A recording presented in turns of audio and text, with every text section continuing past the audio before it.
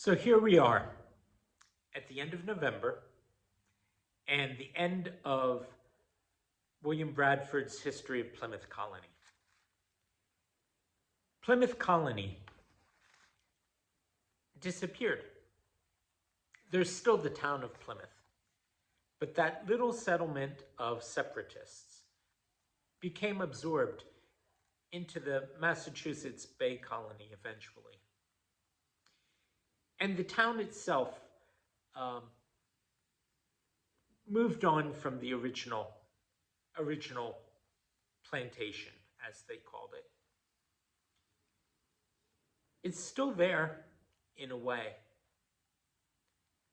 but it looks very different from the vantage point of the year 1644. And as happens often, when people have been through great efforts and have achieved great things, they look around and they ask the question of whether succeeding generations can live up to what they did, or whether it will simply all fall apart.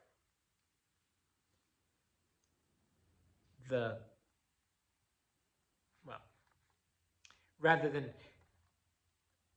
go into other things, let me put it into his words. Year is 1644. Mr. Edward Winslow was chosen governor this year. Many having left this place, as is before noted, by reason of the straitness and barrenness of the same, and their finding of better accommodations elsewhere, more suitable for their ends and minds, and sundry others still upon every occasion desiring their dismissions, the church began seriously to think whether it were not better jointly to remove to some other place than to be thus weakened, and, as it were, insensibly dissolved.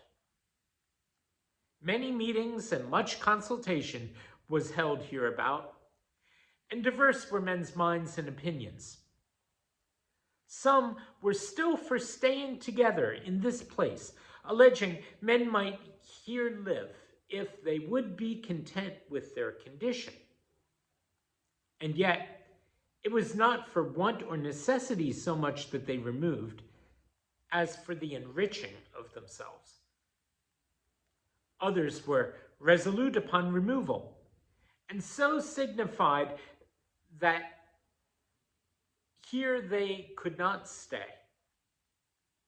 But if the church did not remove, they must, insomuch as many were swayed rather than there should be a dissolution to condescend to a removal, if a fit place could be found that might more conveniently and comfortably receive the whole, with such accession of others as might come to them for their better strength and subsistence, and some such like cautions and limitations.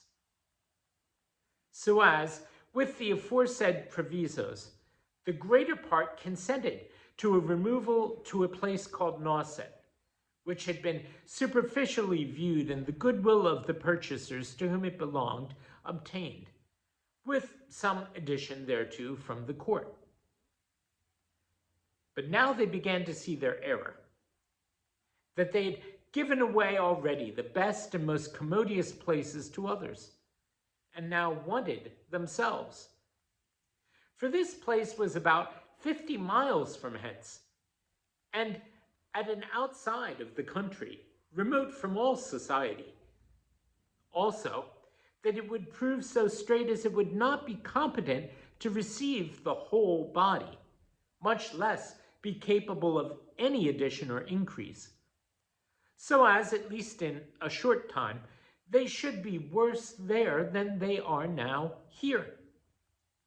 The which, with sundry other like considerations and inconveniences, made them change their resolutions. But such as were before resolved upon removal took advantage of this agreement, and went on notwithstanding. Neither could the rest hinder them, they having made some beginning. And thus was this poor church left, like an ancient mother grown old, and forsaken of her children, though not in their affections, yet in regard of their bodily presence and personal helpfulness, her ancient members being most of them worn away by death, and these of later time being, like children, translated into other families, and she, like a widow, left only to trust in God. Thus, she that had made many rich, became herself poor.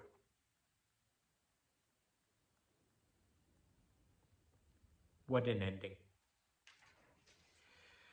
But they'd been through it before, hadn't they? When they left England for Holland.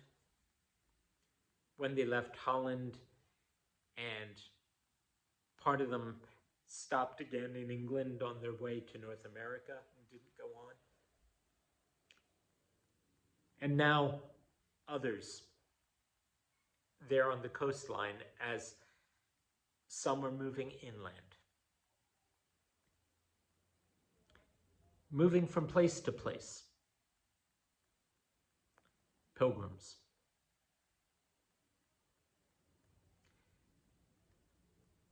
I hope it's been an interesting read for you. Come back tomorrow and see what's up for December as we also move forward.